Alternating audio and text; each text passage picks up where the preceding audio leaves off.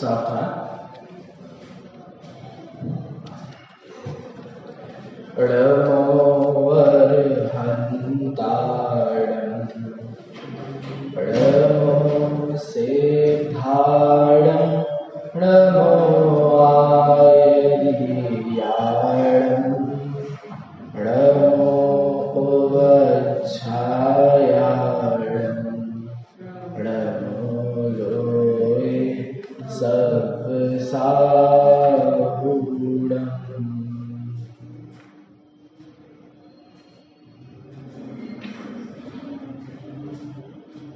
एष सुरासुरमणुषिं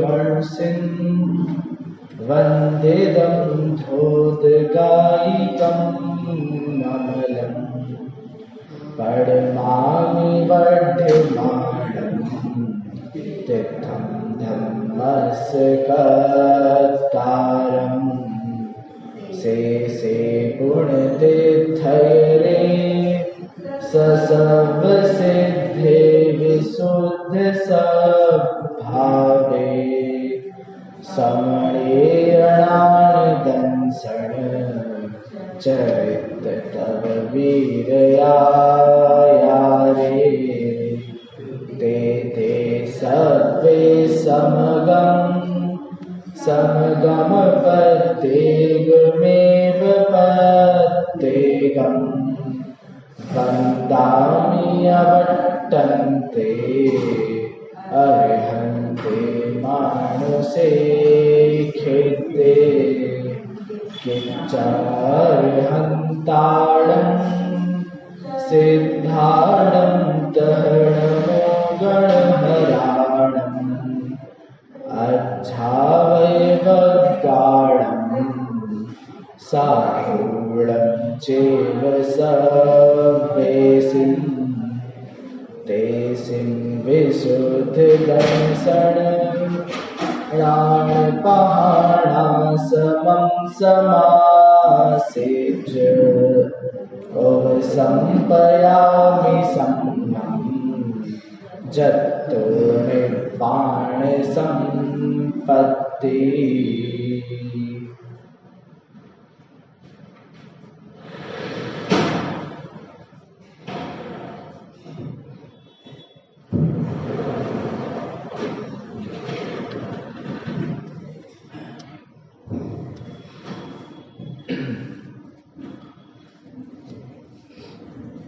यदि आप सभी को निर्वाण की प्राप्ति करनी है तो आपको मोह और क्षोभ का नाश करना पड़ेगा। मोह और क्षोभ के नाश करने से साम्य भाव की प्राप्ति होगी। यही साम्य भाव धर्म है, इसी का नाम चारित्र है और इसी चारित्र से निर्वाण की प्राप्ति होगी। कल तक हमने चर्चा करी थी कि कैसे यह जीव शुभ भावों को तो धारण कर लेता है, अशुभ को छोड़कर शुभ में आता है, लेकिन शुभ में ही रुक जाता है। इस चक्कर में उसके मोक्ष नहीं हो पाता है, इस चक्कर में उसको शुद्धात्म लाभ नहीं हो पाता है। आज हमें ये चर्चा करनी है कि यदि हमें अब शुद्धात्म लाभ की प्राप्ति करना है, आचार्य अमृतचंद खुद ही कह रहे हैं कि यदि हमें आत्म लाभ की प्राप्ति करना है तो उसके लिए हमें मोह और दर्शन मोह और चारित्र मोह को जीतना पड़ेगा। दर्शन मोह को जीतने वाली गाथा की चर्चा आज हमें करनी है। आज हम चर्चा करने वाले हैं जिनागम की महत्वपूर्ण गाथा है। आप सभी ने बहुत इसके बारे में सुना भी होगा, लेकिन हाँ, प्रवचन सार की 80वीं गाथा बहुत जानी मानी गाथा है, बहुत विद्वानों से आपने सुना भी होगा। बस आज इसको हम मूल से पढ़ेंगे, क्या कहती है इसकी अमृतचंद्राचार्य की टीका, क्या लिखा है मूल गाथा में, शब्दशः हम पढ़ेंगे। इस गाथा का एक मैं आपको ओवरव्यू दे दूं, क्या है इस गाथा में, किसकी बात है। तो जब कल हम बात कर रहे थे तो हमने कहाँ खत्म किया था? हमने खत्म किया था कि कैसे हमें शुद्धात्म लाभ नहीं हो रहा है और कैसे हम शुद्धात्मा के प्राप्ति कर सकते हैं। इस बात पर हमने कल बात अपनी रखी थी। आज इस बात को हमें स्पष्ट करना है कि कैसे दर्शन मोह का अभाव होगा। देखिए, आत्मा की प्राप्ति के एक ही उपाय है, मोह को जीतना, मिथ्यात्व को हराना, एक ही उपाय है। अब चूंकि मिथ्यात्व दो प्रकार का है, इसलिए आचार्य देव ने भी उसको जीतने के दो अलग अलग उपाय बताए। पहला उपाय दर्शन मोह को जीतना है और दूसरा उपाय चारित्र मोह को जीतने का है। तो आज हम पहले उपाय की चर्चा करेंगे और वो है गाथा नंबर 80। एक बार आप निकाल लें सभी, गाथा नंबर 80।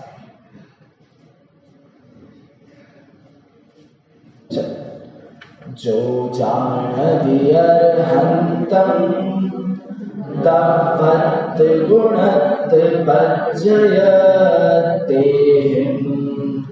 सो जान दिया पाणम मोह खलु जादितस्ययम्।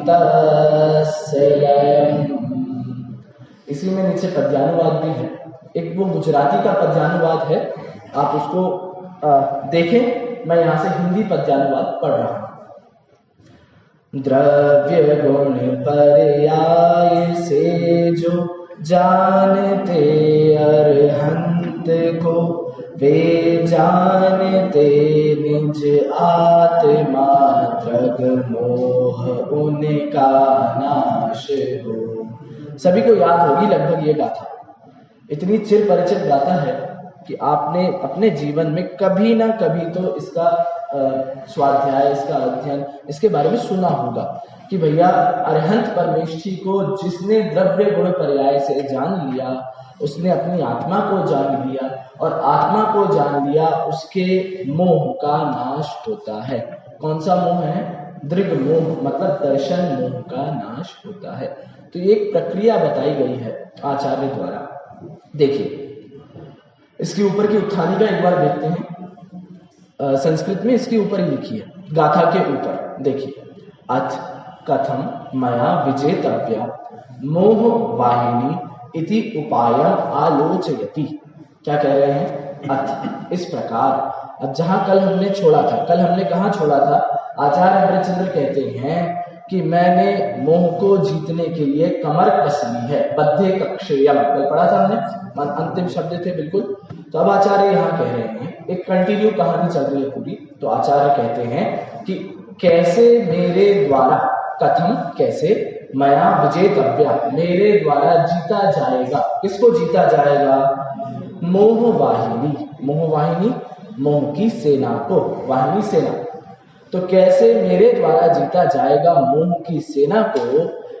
इति उपायम आलोचयति, इसका उपाय बताते हैं, इसके उपाय की आलोचना करते हैं। आलोचना मतलब बताना, बार बार कहना।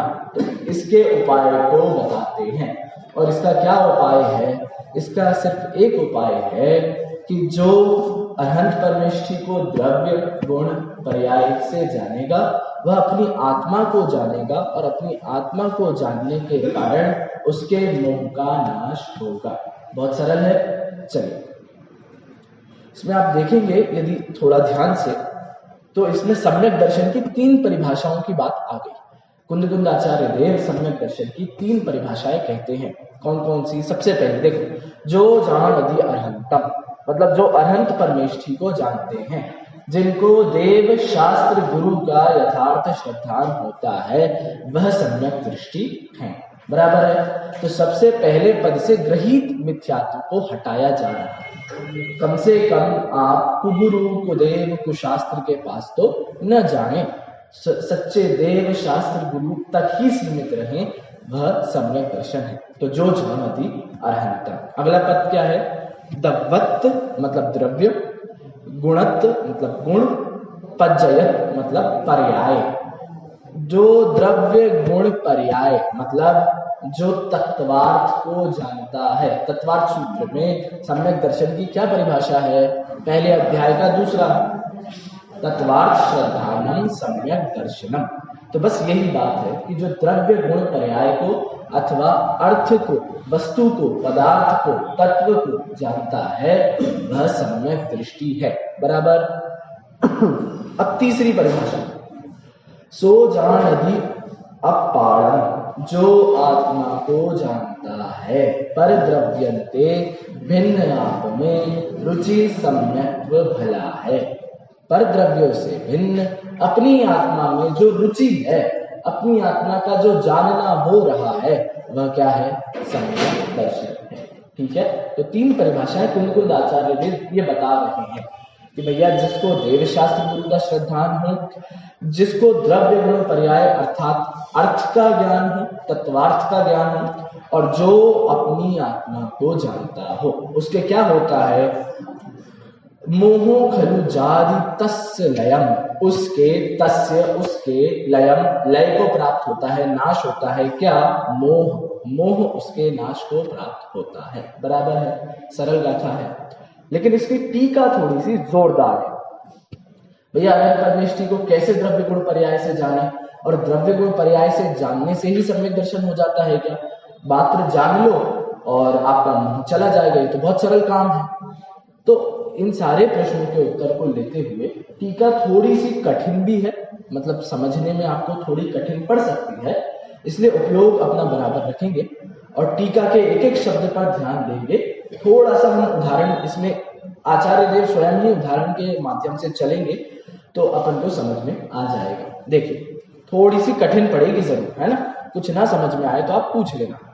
चलिए, गाथा समझ में आ रही मोटी मोटी क्या कह रही है? जो अनंत परमेष्ठी को द्रव्य गुण पर्याय से जानते हैं, वे अपनी आत्मा को द्रव्य गुण पर्याय से जानते हैं और उनके मोह का नाश होता है। बराबर। चलिए टीका देखते हैं। संस्कृत टीका आचार्य अमृतचंद्र की शुरू होती है यो ही नाम। मिल गया आप सभी को? उसी के नीचे है गाथा के यो ही नाम। देखिए, यो ही नाम अर्हन्तम द्रव्यत्व गुणत्व पर्यायत्व ही परिच्छिन्नति स खलु आत्मानं परिच्छिन्नति। क्या कह रहे हैं? बहुत सरल है। यो ही नाम अर्हन्तम, जो अर्हंत को, ठीक है, यो ही नाम अर्हंत को, जो अर्हंत को द्रव्यत्व मतलब द्रव्य से, गुणत्व मतलब गुण से, और पर्यायत्व ही पर्यायों के द्वारा, तो जो अरहंत भगवान को द्रव्य गुण पर्यायों के द्वारा परिच्छिन्नति, क्या होता है ये परिच्छिन्नति? जानना। ठीक है, छिद धातु है और ये जानने के अर्थ में प्रयुक्त होती है। परिच्छिन्नति जानता है। स वह खलु निश्चय ही, निश्चित ही, कल बताया था खलु मतलब परमार्थ से, निश्चय से, वास्तविकता में खलु मतलब ये होता है निश्चय से, आत्मानम आत्मा को, परिच्छिन्नति जानता है। सरल पंक्ति है। जो गाथा में कहा वही एज इट इज पहली पंक्ति रख दी कि जो आत्मा, जो अरहंत को द्रव्य गुण पर्यायों से जानता है, वह आत्मा को जानता है, वह ही निश्चय से आत्मा को जानता है। क्यों? क्या कारण है ऐसा? देखिए अगला, उभयोरपि निश्चय नयेन अविशेषात्। उभयोरपि, उभयोरपि दोनों में, क्या दोनों में? देखो दो चीजें क्या हैं, तो ऊपर जो दो बातें करी ना, जो अरहंत को जानता है एक बात, अपनी आत्मा को जानता है दो बात, तो ऐसी दोनों बातें, उभयोरपि, ऐसी दोनों बातों में निश्चय नए से, अविशेषात कोई भेद नहीं है। क्योंकि निश्चय नए से कोई भेद नहीं है, इसीलिए जो आत्मा, जो अरहंत को द्रव्य गुण पर्याय से जानते हैं, वे अपनी आत्मा को भी द्रव्य गुण पर्याय से जानते हैं। क्या बात है? कौन सा निश्चय नए है ये निश्चय नए मतलब आपने वो भजन सुना होगा, अंतर यही ऊपरी जान, मम स्वरूप है सिद्ध समान, फिर मैं विराग वहां राग वितान, अंतर यही ऊपरी जान, फिर दुख का नहीं लेश निदान। तो वहां पर भी यही बात है। वो कहते हैं कि अरहंत परमेष्ठी का स्वरूप और मेरे स्वरूप में क्या फर्क है? भाई कुछ भी नहीं। निश्चय ऐसे आप देखोगे तो वे भी जीव हैं, मैं भी जीव हूं, उनका द्रव्य जो है वो भी समान है, मेरे जैसा समान है। उनके गुण कैसे हैं भैया? भैया ज्ञान है, दर्शन है, चारित्र है, सुख है, वीर है, उनके ये गुण हैं। और मेरे कौन कौन से गुण हैं? तो मेरे भी बिल्कुल यही गुण है, ज्ञान है, दर्शन है, चारित्र है, ये भी सेम है। तो द्रव्य सेम हो गया, गुण सेम हो गए। अब पर्याय बताओ, तो पर्याय में फर्क है क्या? अरहंत परमेष्ठी की और मेरी और आप सबकी, अभी जो हम बैठे हैं यहाँ पर, उनकी पर्याय में फर्क है क्या? उनकी पर्याय में फर्क नहीं है। बराबर। निश्चय नहीं की बात चल रही है, तो निश्चय नहीं से पर्याय भी समान है। कैसे समान है भैया पर्याय? वे तो केवल ज्ञानी हैं, हम तो अल्पज्ञ हैं, उनके तो अनंत सुख है, हमारे अनंत दुख है, फिर पर्याय कैसे सेम हो गई?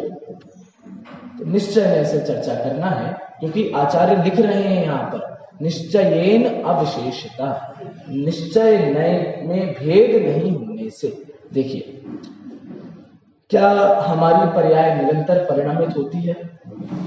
क्या हमारी पर्याय हर समय बदलती रहती है? बिल्कुल बदलती है। अरहंत परमेष्ठी की बदलती है क्या? बिल्कुल बदलती है।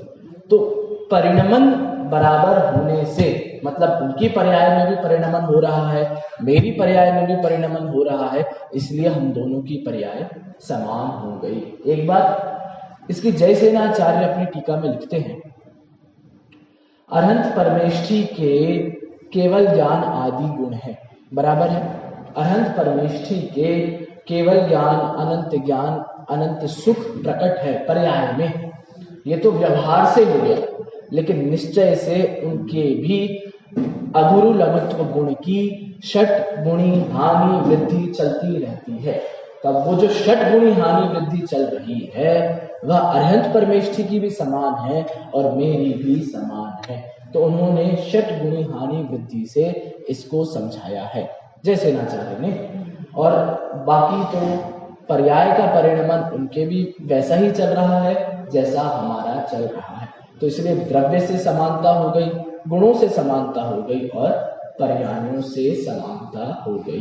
देखिए आगे देखिए, तो जो अरहंत हैं उनको द्रव्यत्व, गुणत्व, पर्ययत्व ही परिच्छिन्नति, जो जानते हैं वह अपनी आत्मा को भी जानते हैं। क्यों? क्योंकि दोनों में निश्चय में से कोई भेद नहीं है। ऊपर की दो लाइनों में आगे देखिए, अर्हतः अपि पाक काष्ठागत कार्त स्वरस्येव परिस्पष्ट आत्म रूपम। क्या कह रहे हैं? बहुत सरल है, ये भी बहुत सरल। अब थोड़े संस्कृत के शब्द हैं तो कठिन लग रहा होगा, अभी हम अर्थ देखेंगे, बहुत सरल है। देखिए, अर्हतः अपि, अरहंत भगवान, तो अरहंत भगवान भी पाक काष्ठागत कार्त स्वरस्य, ये कार्त स्वर क्या होता है वो बता देता हूं आपको, तो सब सरल हो जाएगा। कार्त स्वर मतलब होता है सोना, ठीक है, सोना चांदी, वो वाला सोना, गोल्ड। तो कार्त स्वर मतलब सोना। तो अब देखो आप, पाक काष्ठागत कार्त स्वर मतलब, अब आप लोग सब जानते होंगे इस बात को कि जब सोने को गलाया जाता है, बराबर है, सोने को जब वो ताप दी जाती है और उसको गलाया जाता है, तो सोना कब शुद्ध माना जाता है? एकदम सर्वोत्कृष्ट शुद्धता सोने में कब आती है? जब उसको 16 ताप तक तप दिया जाए, मतलब 16 बार तक उसको गर्म कर दिया जाए, तब वह बिल्कुल लिक्विड हो जाता है, तब वो शुद्ध, मतलब उत्कृष्ट शुद्ध माना जाता है। फिर उसमें कोई भी मल नहीं रहता है, बराबर है। तो यदि सोना इतना साफ हो गया तो फिर क्या उसमें कोई गंदगी रहेगी? नहीं रहेगी।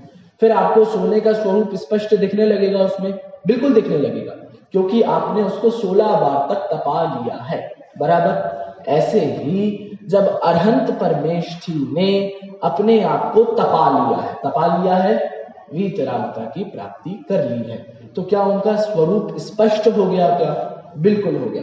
जब उसमें घाती कर्म मैल नहीं रहा तो स्वरूप स्पष्ट हो गया, साफ हो गया, शुद्ध हो गया। ऐसे ही हमको वो फिर साफ साफ दिखने लगेगा। देखिए, तो सोने को तपाने पर सोने का स्वरूप बिल्कुल शुद्ध दिखता है, साफ दिखता है। ऐसे ही अरहंत परमेष्ठी ने अपने आप को तपाया तपाया मतलब कर्मों का नाश किया, मैल को साफ किया, तो हमें उनका स्वरूप स्पष्ट दिखने लगा है। देखिए, तो पाक काष्ठागत कार्त स्वर, इसका मतलब है पकाए गए सोने के समान। पकाए गए मतलब 16 ताप तपाए गए सोने के समान। परिस्पष्टम, परिस्पष्ट एकदम स्पष्ट दिखने लगता है, फिर उसमें कोई भी मैल नहीं रहता है। वैसे ही आत्म रूपम, तो जैसे हमें सोना एकदम साफ दिखता है, वैसे ही हमें अरहंत परमेष्ठी भी स्वच्छ निर्मल साफ साफ दिखने लगते हैं। देखिए, ततः आगे, ततः तत्परिच्छेदे सर्वात्म परिच्छेदः, और फिर समझ में आया, और फिर ततः तत्परिच्छेदे, ऐसे स्वरूप को जानने पर, परिच्छेदे जानना, तो ऐसे स्वरूप को जानने पर सर्वात्म परिच्छेद, आत्मा के सभी प्रदेश जानने में आ जाते हैं। मतलब बहुत सरल है, यदि आपको कंपैरिजन करना है, आपको अपना कंपैरिजन करना है, तो आप किस आधार से अपना कंपैरिजन करोगे? तो देखिए, आपको जो चीज चाहिए है ना, आप उस आधार से अपना कंपैरिजन करोगे, अथवा जो आपको बनना है आप उस आधार से अपनी तुलना करोगे। जैसे अब किसी को खेल में आगे जाना है, तो अपनी तुलना किससे करेगा? व्यापारी से करेगा कि खिलाड़ी से करेगा? खिलाड़ी से करेगा, कि वो खिलाड़ी कितना मजबूत है, उसमें कितना स्टेमिना है, कितना खेल सकता है, कितना दौड़ता है, वो सारी चीजें। व्यापारी से तो करेगा नहीं। अब किसी को व्यापार में आगे जाना है, तो अपनी तुलना किससे करेगा? व्यापारी से करेगा, खिलाड़ी से नहीं करेगा। तो हमारा प्रयोजन भी अब अरहंत सिद्ध बनना है ना, तो हमें तुलना किससे करना है? अरहंत सिद्ध से ही तुलना करनी है। जैसे सोना है, अब सोने को भी आपको यदि 100% उसमें शुद्धता चाहिए है, 100%, तो आपको उसकी तुलना किससे करनी पड़ेगी? दूसरे 100% शुद्ध सोने से करनी पड़ेगी। आपने एक सोना लिया, उसको गलाया, उसको चेक करोगे आप 100% शुद्ध सोने के साथ, क्या वो समान है? क्या नहीं है। अभी और थोड़ा उसको गर्म करो, तो फिर आपने उसको थोड़ा और, मान लो 50% था, 50 से 75 कर लिया, तो 75 करने के बाद फिर आप कंपेयर किससे करोगे? 100% वाले से। 100% वाले से कंपेयर करोगे तो अभी भी थोड़ी अशुद्धता है, और तपाओ और तपाओ, तो जब तक वो दोनों समान नहीं हो जाते तब तक तपाना है। ऐसे ही यहाँ पर कहा जा रहा है कि जब तक मेरा आत्मस्वरूप अरहंत परमेष्ठी के आत्मस्वरूप जितना समान नहीं हो जाता, तब तक मुझे भी अपने आप को तपाना है, तब तक मुझे भी उस मोह का नाश करते जाना है। कब तक? जब तक उन जैसा मैं नहीं बन जाता। तो उन जैसा बनने के लिए पहले उन्हें जानना पड़ेगा। तो जानने का ही कारण बता रहे हैं द्रव्य गुण पर्याय, कि आप द्रव्य से जानो, गुण से जानो, पर्याय से जानो। द्रव्य गुण पर्याय से जानने पर आप अपने आत्मा को देखो, अपनी आत्मा को जानो, फिर कंपेयर करो। द्रव्य से समान है, टिक। पर्याय गुण से समान है, टिक। पर्याय से समान है, टिक। फिर आप उतनी मेहनत पुरुषार्थ कर पाओगे कि ये जो व्यवहार का भी भेद है, फिर वो भेद नहीं बचेगा। तो देखिए, अब शुरू कर रहे हैं असली व्याख्या। तो अभी तक तो ये वाली बात थी कि अरहंत परमेष्ठी को जानना है और उससे अपनी आत्मा को जानना है, और फिर हमें मोह का नाश करना है।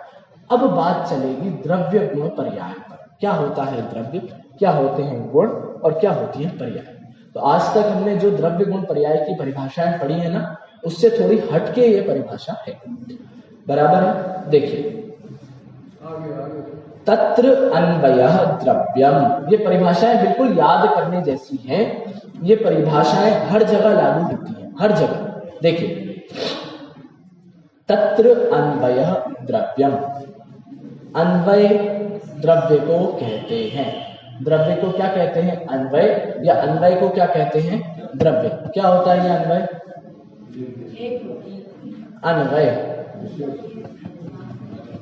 अनु और अय से बना है अन्वय, बराबर है। अनु मतलब साथ साथ, मतलब हमेशा रहने वाला, और अय मतलब परिणमन करने वाला। तो जो हमेशा त्रिकाल रूप से रहता है, हमेशा बना रहता है, उसको कहते हैं अन्वय। तो द्रव्य की परिभाषा क्या है? ध्रुवता, जिसमें ध्रुवपना रहे वह द्रव्य है। तो अन्वय नाम द्रव्य का है। बराबर। देखिए आगे, अन्वय विशेषणम गुणः। जो अन्वय के विशेषण हैं, विशेषण है क्वालिटीज हैं, विशेषताएं हैं, वो सब क्या है? गुण हैं। सरल, बहुत सरल परिभाषाएं हैं। अन्वय द्रव्य कहते, अन्वय को द्रव्य कहते हैं। अन्वय के जो विशेषण हैं, द्रव्य के जो विशेषण हैं, वो गुण कहते हैं। आगे देखिए, अन्वय व्यतिरेकः पर्यायः। जो अन्वय के व्यतिरेक हैं, व्यतिरेक हैं जो भेद है, व्यतिरेक मतलब भिन्न होना, भेद होना। तो जो भेद है वो क्या कहलाता है? पर्याय कहलाता है। ठीक है। अन्वय द्रव्य मतलब ध्रुवता, फिर उसके बाद उसके जो गुण हैं, अब चेतन अभी आएगा, इसमें आगे ही आएगा, फिर उसमें जो गुण होते हैं वो हो गए उसके विशेषण, और जो पर्याय होती है वो होती है व्यतिरेक। व्यतिरेक मतलब भिन्नता, भेद होना। बराबर है। तो तीन चीजें हो गई, द्रव्य, गुण, पर्याय। आगे देखिए, तत्र भगवती अर्हति सर्वतः विशुद्धे। सर्वतः विशुद्धे भगवती अर्हति। सभी, सर्वतः मतलब चारों ओर से, सभी ओर से जो विशुद्ध हैं। कौन है विशुद्ध? ऐसे अरहंत परमेष्ठी, अरहंत भगवान। क्यों है विशुद्ध? क्या कारण है? अभी हम पढ़ा था एक लाइन ऊपर ही, क्योंकि उन्होंने अपने आप को तपा लिया है। ऊपर पढ़ा था, पाक काष्ठागत पार्थ स्वरस्यव। तो इसका मतलब है जैसे सोने को तपाया जाता है और साफ कर लिया जाता है, वैसे ही अरहंत परमेष्ठी ने अपने आप को तपा लिया है, इसलिए वो क्या हो गए? सर्वतः, चारों ओर से विशुद्ध, विशुद्ध हो गए हैं। बराबर है। तो देखिए, जो भगवान अरहंत हैं वे चारों ओर से विशुद्ध हो गए हैं। और त्रिभूमिकमपि, त्रिभूमिकम मतलब तीन प्रकार से। कौन से तीन प्रकार की चर्चा चल रही है? द्रव्य, गुण, पर्याय से स्वमनसा, अपने मन से, अपने मन से मतलब अपने मन के द्वारा, समयम उत्पश्यति। समयम, समयम मतलब समय, समय मतलब क्या होता है? आत्मा। समय सार में पढ़ा है, समय मतलब आत्मा। आरंभ की दूसरी गाथा में दे रखा है, समय मतलब आत्मा। तो मैं उन अरहंत परमेष्ठी को, कैसे हैं वे हैं विशुद्ध, वे हैं सर्वोत्कृष्ट शुद्धता को प्राप्त ऐसे अरहंत को तीन प्रकार से, तीन प्रकार से, द्रव्य से, गुण से और पर्याय से अपने मन के द्वारा जानता हूं, देखता हूं। पश्यति, देखता हूं मतलब जानता हूं। बराबर है। तो पहला पैराग्राफ में सिर्फ ये बात करी गई कि जो अरहंत परमेष्ठी को द्रव्य गुण पर्याय से जानते हैं वे अपनी आत्मा को जानते हैं। वे अपनी आत्मा को जानते हैं तो उनके मोह का नाश होता है। अब कैसे जानना है? तो द्रव्य से, गुण से और पर्याय से। द्रव्य नाम अन्वय का है, गुण नाम, गुण मतलब होता है विशेषण, द्रव्य के विशेषण, और पर्याय मतलब व्यतिरेक, जो भेद है उसको कहते हैं पर्याय। बराबर है। अब आगे देखते, अब उदाहरण, एक उदाहरण देंगे आचार्य देव। देखिए सेकंड पैराग्राफ, टीका का दूसरा अंश। यह चेतनः अयम इति अन्वयः तत् द्रव्यम। यह चेतनः, जो चेतन है, यह चेतन है। अब यह चेतन है तो जो है ना, है अस्तिपना, जो हमेशा अस्तित्व बरकरार रहता है, मेंटेन रहता है। जैसे यह चेतन है, यह पुद्गल है, धर्म अधर्म आकाश काल द्रव्य हैं, तो ये है पना जो है वह क्या है? अन्वय है। तो जो हमेशा वर्तता रहता है, हमेशा उपस्थित रहता है, बना हुआ रहता है, वो है यह चेतन है। अस्तिपना वो क्या है? वो है अन्वय। अन्वय क्या कहलाता है? तत् द्रव्यम, और वह द्रव्य है। बराबर। तो ये उदाहरण चल रहा है। अन्वय माने क्या? द्रव्य। द्रव्य माने क्या? उदाहरण दिया, यह चेतन है। तो जो है पना है ना, अस्तित्व है, सामान्य सत्ता है, महासत्ता है, वो क्या है? वह है अन्वय। अब देखो, यत् च अन्वय आश्रितम चैतन्यम इति विशेषणम सह गुणः। अब जो इस चेतन के आश्रित रह रहा है वह उसका विशेषण होगा। कौन रह रहा है चेतन के आश्रित से? आपका चैतन्य नाम का गुण, मतलब चेतन, चेतन में चेतनता, ये पुद्गल, पुद्गल में पौद्गलिकता, स्पर्श, रस, रूप, वर्ण, ये जो इसमें रह रहे हैं ये इसके गुण हो गए। चेतन में कौन कौन से गुण हैं? ज्ञान, दर्शन, सुख, वीर, ये उसके आश्रय से रह रहे हैं, इसीलिए क्या कहलाते हैं? गुण कहलाते हैं। ठीक है, देखिए अन्वय आश्रितम, जो अन्वय के आश्रित रहता है, द्रव्य के आश्रय से रहता है, ऐसा चैतन्य, पहली पंक्ति में था चेतन, अगले में लिखा चैतन्य। चैतन्य मतलब उसका गुण, बराबर है। देखिए इति विशेषणम, वह विशेषण है और उसी को गुण कहते हैं, उसकी क्वालिटी। तो पुद्गल द्रव्य, पुद्गल द्रव्य की क्वालिटी स्पर्श, रस, रूप, गंध, वर्ण, वो सारी चीजें। चेतन, चेतन की क्वालिटी ज्ञान, दर्शन, और धर्म, अधर्म, आकाश काल की क्वालिटी, धर्म की जैसे वो गति हेतुत्व होता है, अधर्म का स्थिति हेतुत्व हो गया, आकाश का अवगाहन हो गया, काल का परिणमन हो गया। तो ये सब इसके गुण हैं, ये सब इसकी क्वालिटीज हैं, और ये क्या कहलाती हैं? ये अन्वय के आश्रित, द्रव्य के आश्रित होने से ये सभी गुण हैं। तीसरी चीज, गुण, द्रव्य हो गए, गुण हो गए, पर्याय। ये च एक समय मात्र अवधृत काल परिमाणतया, और जो एक समय, एक समय मतलब एक समय, अवधृत मतलब, अवधृत मतलब होता है निश्चित, सीमित, तो जो निश्चित एक समय मात्र के काल का परिमाण है। परिमाण मतलब, परिमाण मतलब वो अन्वय तो गुण हो गए, द्रव्य हो गए।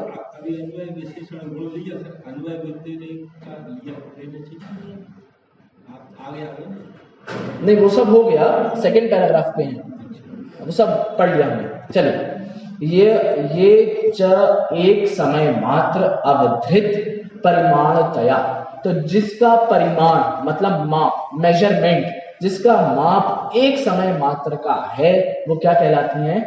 पर्याय कहलाती हैं। तो द्रव्य गुण पर्याय की चर्चा की, उसके परिभाषाएं पढ़ी, उसके बाद उसके उदाहरण की चर्चा करते हुए यह चेतन है, जो है पना है वह द्रव्य, इस चेतन में चेतनता है, तो जो चेतनता है वह गुण, और वह चेतनता नित्य परिणमित होती रहती है, ये क्या हो गई? पर्याय। देखिए, एक समय मात्र अवधृत काल परिमाणतया, जिसका परिमाण एक समय का है, ऐसी पर्याय कैसी होती है? देखो भैया, बहुत बढ़िया बात है ये। परस्पर आवृत्ता, परस्पर आवृत्ता बार बार चेंज होती रहती है। आवृत्त मतलब बदलना, बार बार बदलना, तो ये पर्याय बार बार बदलती रहती है।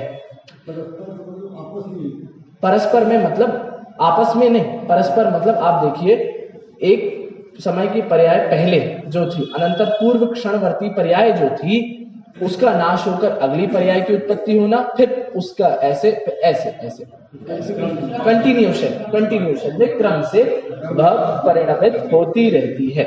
देखिए आगे, अन्वय व्यतिरेकः ते पर्यायः, तो जो एक समय मात्र का जिसका परिमाण है, जो परस्पर में बदलती रहती है, मतलब कंटिन्यूएशन में वो बदलती रहती है, ऐसे अन्वय के व्यतिरेक को, द्रव्य के भेद को या द्रव्य के परिणमन को क्या कहते हैं? पर्यायः, पर्याय कहते हैं। बराबर है? तो द्रव्य गुण पर्याय। अब ये पर्याय की एक बहुत खासियत यहाँ पर लिखी गई है, ये अंतिम इतनी बड़ी पंक्ति पर्याय के लिए दी गई। अब द्रव्य के लिए उन्होंने दो शब्द में बात खत्म कर दी कि यह चेतन है सो द्रव्य। गुण के लिए भी बहुत छोटे शब्दों में, थोड़े से शब्दों में कहा कि जो उसके आश्रित है वो गुण। अब पर्याय के लिए इन्हें एक पूरी पंक्ति समर्पित करी, और अंतिम का आप 4 शब्द देखो कितने गजब के शब्द रखे। चिद विवर्तन ग्रंथया इति यावत, ये जो पर्याय होती है ना, पर्याय ये क्या है? ये चिद विवर्तन की ग्रंथियां हैं। क्या होता है चिद विवर्तन की ग्रंथियां? बड़ा बहुत भारी शब्द है लेकिन बहुत सरल है। चिद विवर्तन मतलब, चिद मतलब चैतन्य, विवर्तन मतलब पलटना, बदलना, परिणमन करना। उसकी ग्रंथियां हैं। ग्रंथियां हैं मतलब उसको बताने वाले, भेदों से उनको बताने वाली है। देखो आप यहाँ पे गुरुदेव श्री बहुत बढ़िया अपने प्रवचन में इसका अर्थ करते थे। वो कहते थे कि ये चिद विवर्तन की ग्रंथियां पर्याय क्यों है? भाई चेतन को बताने वाला तो द्रव्य होता है, चेतन को बताने वाले गुण होते हैं। अब पर्याय को क्यों कह रहे हो चेतन का बताने वाला? उसकी ये क्या है चिद विवर्तन की ग्रंथियां? तो गुरुदेव श्री कहते थे कि उस एक समय की पर्याय में कितनी सामर्थ्य है। उस एक समय की पर्याय में अनंत गुण युक्त द्रव्य को जानने की सामर्थ्य है। इसीलिए इसको कहा गया चिद विवर्तन की ग्रंथियां। उस एक समय की पर्याय में पूरा द्रव्य समा जाता है। उस एक समय की पर्याय में इतना विशाल जो द्रव्य है, ये तीन लोक जो है वो जानने में आने की शक्ति बैठी है। इसलिए उसको कहा गया चिद विवर्तन की ग्रंथियां। बराबर है? तो चिद विवर्तन की ग्रंथियों से पर्याय की शक्ति के बारे में बताया गया है। भले ही वो एक समय की है, आने वाले समय में बदल जाएगी, लेकिन उस एक समय के पर्याय में भी इतने विशाल द्रव्य को जानने की सामर्थ्य है। इसलिए कहा गया चिद विवर्तन की ग्रंथियां। तो पहले पैराग्राफ में हमने द्रव्य गुण पर्याय से अनंत परमेष्ठी को जाना। दूसरे पैराग्राफ में क्या होते हैं द्रव्य गुण पर्याय, इसकी परिभाषा देखी। अब आगे चलो, अब मजा आएगा, अब समझ में आएगा कि कैसे द्रव्य गुण पर्याय से अपनी आत्मा को भी जानना है। देखो थोड़ा सा कठिन भी है, थोड़ा सा यहां पर एक उदाहरण है, शब्द थोड़े से कठिन है लेकिन देखिए मजा आएगा। अथ एवं अस्य त्रिकालम अपि एक कालम आकलयतः। अब देखिए अथ एवं अस्य, जो जीव त्रिकालम अपि, त्रिकाल होने पर भी, कौन त्रिकाल है? जीव द्रव्य त्रिकाल है। तो त्रिकाल होने पर भी एक कालम, एक काल में आकलयतः, आकलयतः, देखिए आकलयतः इसका मतलब है जानना। तो जो जीव त्रिकाल होने पर भी, भूत में भी है, वर्तमान में भी है, भविष्य में भी है, त्रिकाल होने पर भी कैसा है? आकलयतः, जानता है। तो आप त्रिकाल हैं फिर भी आप जान रहे हैं। जानकर कैसे जानना है? अब देखो ये जानना ही बड़ी बात है। कैसे जानना है? यहां से विधि चालू हो रही है। मोह को जीतना है, उसकी विधि चालू होती है। देखो मुक्त फलान इव, ठीक है, मुक्त फलानीव प्रलंबे प्रालंबे। अब यहां पर एक उदाहरण दिया गया है। पहले मैं आपको उदाहरण समझा देता हूं, फिर हम शब्दशः चलेंगे। उदाहरण क्या दिया है? बहुत सरल उदाहरण है। आपने हार देखा है कभी? हार, मोतियों का हार। आचार्य यहां पर मोतियों के हार की बात करते हैं। क्या है मोतियों के हार की विशेषता? देखिए एक हार होता है, हार। अब हार को आप झुलाइए, झुलाइए मतलब ऐसे भी झुला सकते हैं, अथवा जब माला पड़ते हैं ना, माला, तो एक एक पड़ा, फिर उसके बाद अगला आया, फिर अगला आया, फिर अगला आया, तो ऐसे झुलाना, इसको भी झुलाना कहा गया है। तो उस मोतियों के हार में जो मोती हैं वो किसको बता रहे हैं? वो बता रहे हैं पर्याय को। अभी बता देता हूं मैं, फिर हम उदाहरण पढ़ेंगे, इसमें से पढ़ेंगे। मोतियों को तो बताया जाएगा पर्याय, बराबर है, क्योंकि हम उसको बार बार बदल रहे हैं ना। जब पढ़ रहे हैं हम, जैसे जाप पढ़ते हैं, तो उसको, उसके जो मोती हैं उनको हम बार बार बदल रहे हैं ना, तो पर्याय का स्वभाव भी बदलना होता है। और मोती एक के बाद दूसरा, दूसरे के बाद तीसरा, ऐसे बार बार बदल रहा है, तो ये हो गई पर्याय। मोती पर्याय हो गई। अच्छा, मोती सफेद होते हैं, तो सफेदी जो होगी वो क्या होगा? उसका गुण होगा, बराबर है। सफेदी माने उसका गुण। अब पूरा हार देखो आप, वो पूरा हार जो है वो क्या हो गया? वो द्रव्य हो गया। तो किसी को जब हार खरीदना है, आप जब दुकान पर जाते हैं और हार खरीदते हैं मोतियों का, तो क्या करते हैं? सबसे पहले क्या देखते हैं? भैया मोती देखते हैं सबसे पहले, उसके मोती कैसे हैं, छोटे हैं कि बड़े हैं, अच्छे हैं, कैसे हैं। फिर उसके बाद उसकी रंग देखते हैं, उसकी क्वालिटी देखते हैं, सफेदी है नहीं है, गंदे हैं नहीं है, अच्छे हैं नहीं है। फिर जब पहनते हैं तो क्या मोती देखते हैं, नहीं देखते, सफेदी देखते हैं, नहीं। फिर आप उस हार का ही आनंद लेते हैं। इसको हम सब ने वो एक शिकंजी के उदाहरण से भी हमने इसको समझा है, पहले ठंडाई के उदाहरण से समझा है। जब हम उसका सेवन करते हैं, टेस्ट करते हैं, तो फिर हमें नहीं समझ में आता इसमें कितनी इलायची डली है, कितनी काली मिर्च डली है, कितना क्या डला है, फिर तो हमें पूरी ठंडाई का मजा आता है। ऐसे ही जब हम इसको पहनते हैं हार को, तो फिर नहीं समझ में आता हमें कि वो कितने मोती हैं, कैसी सफेदी है, हम तो सिर्फ हार का मजा लेते हैं। बराबर है, ये उदाहरण, यही उदाहरण चलेगा। देखिए, अब जो त्रिकाल आत्मा है उसको जानने पर भी, अब देखो क्या होता है, मुक्त फलानीव प्रलंबे प्रालंबे, मुक्त फलानीव, मुक्त, देखिए मुक्त फल होता है मोती, मुक्त फल होते हैं मोती। तो जिस, और प्रलंबे, प्रलंबे मतलब झूलते हुए, और प्रालंबे मतलब हार। तीन शब्द हैं, ध्यान से याद हो जाएंगे। मुक्त फल मोती, प्रलंबे झूलते हुए मतलब ऐसे झूलते हुए, और प्रालंबे मतलब हार। ठीक है, तीन शब्द देखिए। तो जैसे झूलते हुए मोतियों के हार के समान, क्या उदाहरण है, झूलते हुए मोतियों के हार के समान। देखिए, चिद चिद विवर्तांश, चिद विवर्तांश चेतन एव संक्षिप्य, ये है काम की बात। तो जैसे झूलते हुए मोतियों के हार जो होता है, उसमें आप हार को ही देखते हैं, फिर आप उसमें मोती नहीं देखते, आप उसमें सफेदी नहीं देखते। वैसे ही चिद विवर्तांश, चिद विवर्तांश मतलब पर्यायांश, पर्यायों में चेतन एव संक्षिप्य, पर्यायों में चेतन का संक्षेप करके, मतलब पर्यायों से दृष्टि हटाकर चेतन की ओर लाकर, पर्यायों की दृष्टि को चेतन की ओर करके। बराबर है। तो जैसे मोतियों के हार में मोतियों को नहीं देख रहे हो, सिर्फ हार को देख रहे हो, वैसे ही जीव द्रव्य में पर्यायों को नहीं देखना, अब सिर्फ जीव द्रव्य को ही देखना है। तो चिद वर्तांश चेतन एव संक्षेप करके, उसको सीमित करके अपने पास ला करके देखो।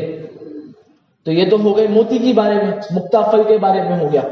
अब देखो, विशेषण विशेषत्व वासना अंतर्धानात् धवलीमानम इव प्रालंबे। तो पहली बात तो पर्याय की कर दी, मोतियों की कर दी, कि मोतियों को ध्यान में नहीं करना है, मोतियों को ध्यान में नहीं रखना है, हार को ध्यान में रखना है। ऐसे ही पर्यायों को ध्यान में नहीं रखना है, चेतन को ध्यान में रखना है। अब दूसरी बात करते हैं गुणों की। तो ये जो है ना विशेषण विशेषत्व, वो हो गए गुण। तो विशेषण गुण, विशेषत्व, विशेषण विशेष्य क्या होते हैं?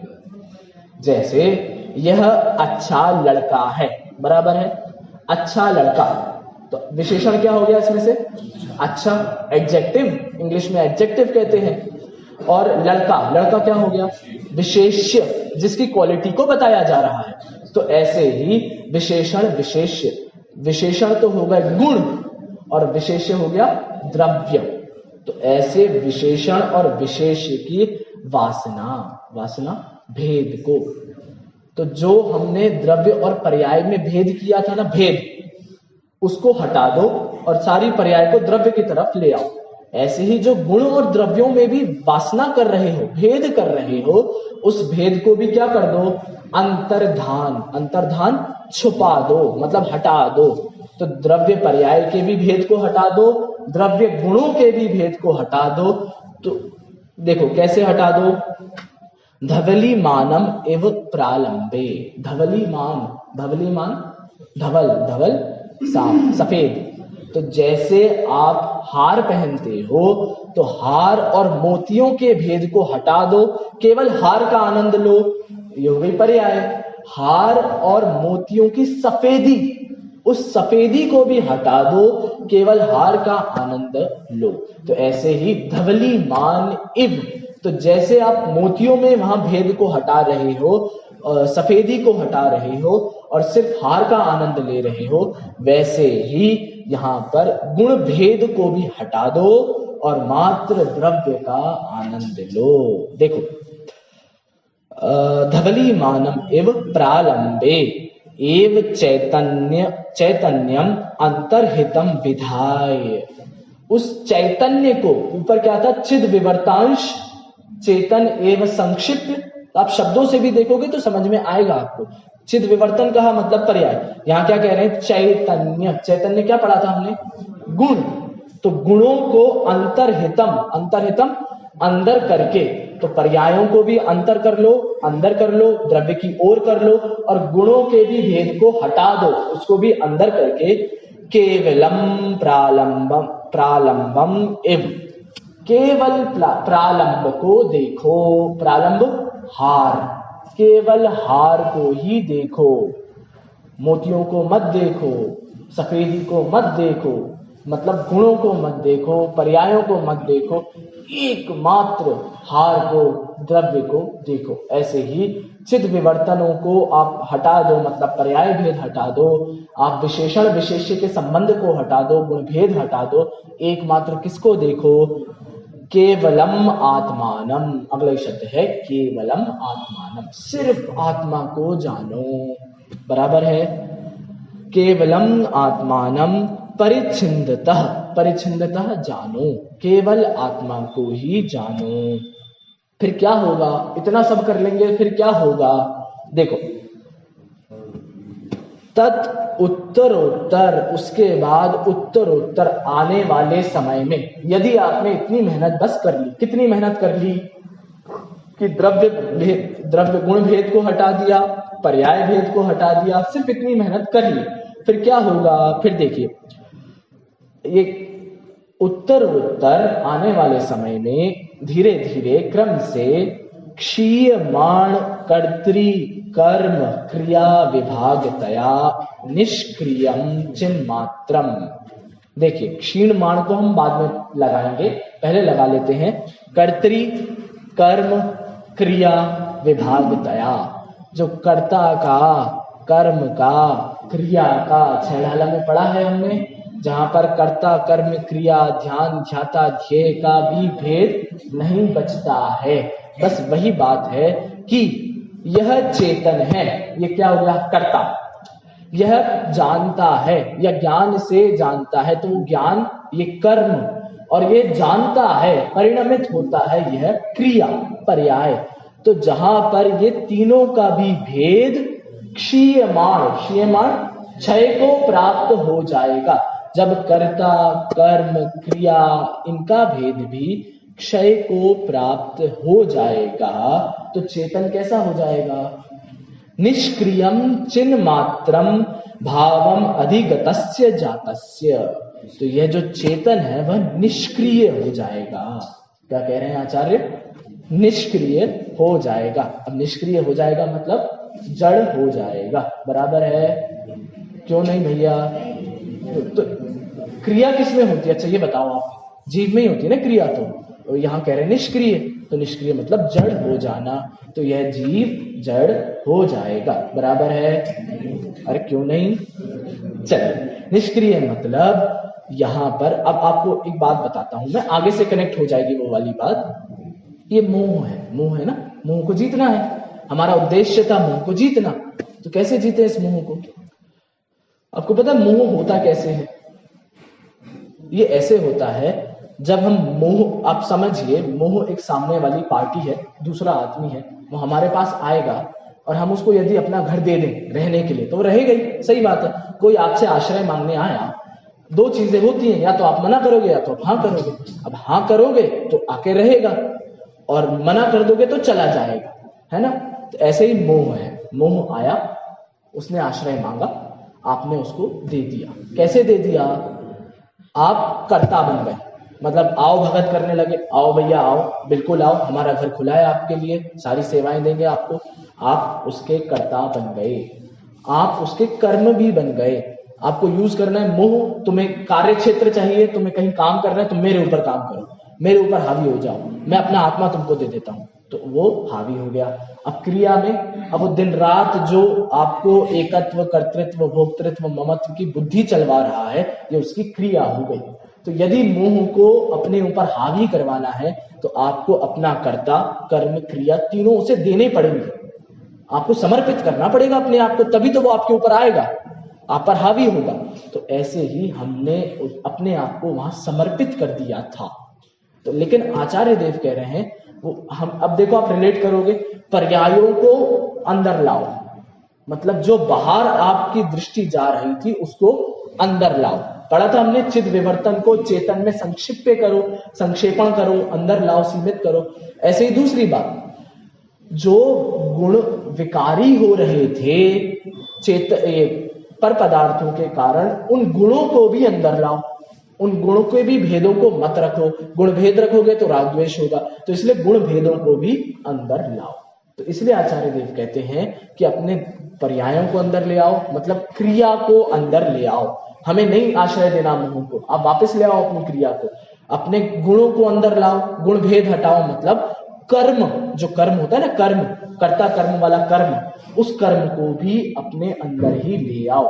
आप ही कर्ता बनो, आप ही कर्म बनो अपना ही, और अपने ही जानने रूप परिणाम का क्रिया आप अपनी करो, आप दूसरों की मत करो। तो जब आप अपना कर्ता, कर्म, क्रिया तीनों को सीमित कर लोगे, अपने अंदर ही ले आओगे, तब मोह को कहां बची रहने की जगह, फिर नहीं बचती मोह को रहने की जगह। तो हम निष्क्रिय हो गए। किसके लिए निष्क्रिय हो गए? उस मोह के लिए हम निष्क्रिय हो गए हैं। अपने लिए तो सक्रिय रहेंगे, हमेशा रहेंगे। आज तक हम किसके लिए काम कर रहे थे? मोह के लिए। अब यदि हम ये सारी चीजें अपने अंदर ही ले आएंगे तो हम किसके लिए काम करेंगे? अपने लिए। और मोह के लिए कैसे हो जाएंगे? निष्क्रिय। तो इसीलिए कहते हैं कि उत्तर उत्तर यदि हमने ये सारे काम कर लिए तो उत्तर उत्तर क्षीयमाण कर्तृ कर्म क्रिया विभाग तया, जो कर्तृ कर्म क्रिया का विभाग है, भेद है, उसको क्या हो जाएगा? वो क्षीणमान, वो नाश हो जाएगा। और चेतन कैसा बचेगा? निष्क्रिय निष्क्रियम चिन्मात्रम भावम अधिगतस्य जातस्य। तो एक निष्क्रिय चेतन मात्र जानने में आएगा। बराबर है। निष्क्रिय मतलब जड़ मत ले लेना, जी जड़ कैसे होगा? निष्क्रिय मतलब मोह के लिए मैं निष्क्रिय हो गया, ऐसी बात। अब देखो अंतिम, बस अंतिम पंक्ति है टीका की।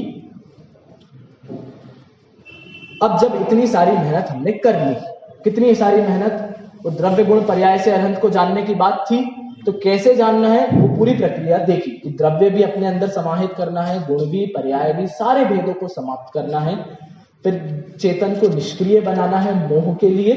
फिर क्या होगा? मणे रिव अकंप प्रवृत्त निर्मल आलोकस्य अवश्यमेव निराश्रयतया मोहतम प्रलीयते। देखो फिर क्या होगा? यदि आपने उस मोतियों के हार को बिना भेदभाव करे पहन लिया, मतलब फिर आप भेद नहीं देखोगे, तो फिर मोतियों का हार कैसा लगेगा? बस एक चमकदार हार बढ़िया सुंदर सा सजेगा। वैसे ही यदि आपने द्रव्य भेद, गुण भेद, पर्याय भेद को हटा दिया तो एक मणिरिव मणि के समान, जैसा मणि का जो प्रकाश होता है, उसकी किरण जो होती है वो अकंप होती है, वो किसी से फिर छुपती नहीं है, वैसे ही एक निर्मल आलोक, मतलब आपको भी ज्ञान का प्रकाश हो जाएगा। उस प्रकाश में क्या होगा? अब प्रकाश होगा तो अंधकार का नाश होगा। तो कैसे अंधकार का नाश होगा? मोह तमह प्रलीयते, मोह रूपी अंधकार का नाश हो जाएगा। कैसा मोह होगा वो? निराश्रयतया। ऊपर पढ़ा था भैया, जब कर्ता कर्म क्रिया हम मोह को नहीं देंगे, हम जब आश्रय मोह को नहीं देंगे तो मोह तो निराश्रय हो गया, और निराश्रय हो गया तो उसमें क्या शक्ति बची फिर? तो इसीलिए अपने आत्मा से उसको हटाकर अपना आश्रय उसको नहीं दिया तो मोह निराश्रय हो गया, और निराश्रय हो गया इसका मतलब है मोह का नाश हो गया। उस ज्ञान के प्रकाश से मोहतम प्रलीयते, मतलब लय को प्राप्त होता है, नष्ट हो जाता है। समझ में आया? तो बहुत सरल सी बात थी, बात तो कुछ भी विशेष नहीं थी, वही बात थी। द्रव्य गुण पर्याय में जो भेद पड़ रहा है, जो बाहर की ओर जा रहा है, उसको संक्षिप्त सीमित करके अंदर की ओर लाना और अंदर जो मोह बैठा है उसको भगा देना, इतनी सी बात है। अब आचार्य देव की फिर से एक पुरुषार्थ प्रेरक पंक्ति, जैसे कल पढ़ी थी कि मोह की सेना को जीतने के लिए मैंने तो कमर कस ली है। अब आचार्य देव क्या कह रहे हैं, देखो, यद्येवं लब्धो मया मोह वाहिनी विजय उपायः, यदि ऐसा है, कैसा है, मतलब अब आप देखो कितना बढ़िया है। आचार्य अमृतचंद्र बैठे बैठे वहां कल्पना कर रहे होंगे, वो उन्होंने ये कल्पना की होगी कि मान लो वे कुंद कुंद आचार्य अथवा महावीर भगवान के समव शरण में गए होंगे, कल्पना। तो वो आचार्य महावीर भगवान से क्या पूछते होंगे, भैया मोह को नाश कैसे करें, मोह का नाश का उपाय क्या है? तो मानो ये कुंद कुंद आचार्य ने अथवा महावीर भगवान ने ये उपदेश दिया कि आप द्रव्य गुण पर्याय को सीमित करके अपनी आत्मा में लगाओ, तो जैसे अनंत परमेष्ठी हैं वैसे आप भी बन जाओगे। तो इतना ही उपाय बस उन्होंने दिया, तो आचार्य अमृतचंद्र प्रसन्न हो गए एकदम, और कहते हैं यदि यही मोक्ष का उपाय है ना, तो मैंने मोह की सेना को जीतने का उपाय ढूंढ लिया है। जैसे बहुत कुछ ढूंढ रहे हो आप और नहीं मिल रहा है, बहुत कोई रोग हो, दुस्साध रोग हो, और उसका उपाय मिल जाए तो कितने प्रसन्न हो जाते हैं कि भैया चलो मिल गया कम से कम, अब मैं तो यही उपाय फॉलो करूंगा और अपने आप को निरोग कर लूंगा। वैसे ही आचार्य अमृतचंद्र कहते हैं कि यदि यही मोक्ष का उपाय है तो मुझे ये उपाय मिल गया है और अब मैं मोह की सेना को जीतना शुरू करूंगा। तो क्योंकि उपाय बता दिया, अब आप काम चालू करें। तो इस प्रकार जैसे अनंत परमेष्ठी के द्रव्य गुण पर्याय में शुद्धता है, वैसे ही मेरे भी द्रव्य गुण पर्याय में शुद्धता है, लेकिन निश्चय नय से। वो निश्चय नय एक शब्द बहुत जरूरी है, पर्याय क्योंकि अभी हमारी अशुद्ध है।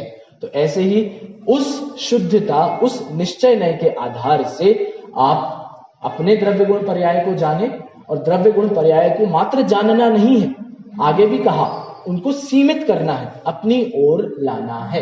और अपनी ओर लाकर क्या होगा, द्रव्य मोह का, दर्शन मोह का नाश अवश्य ही होगा।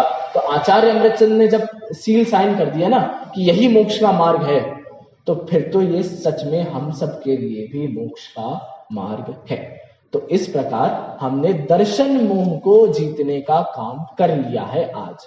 अब कब जीतेंगे, कैसे जीतेंगे, वो व्यक्तिगत है सबका, लेकिन पढ़ तो कम से कम हमने लिया है। अब क्या बचता है भैया, दर्शन मोह का नाश हो गया, अब क्या बचा, चारित्र मोह बचा है। चारित्र मोह आखिरी तक रहता है, तो उस चारित्र मोह के नाश की चर्चा, वो उसको कैसे नाश किया जाए इसकी चर्चा कल करेंगे।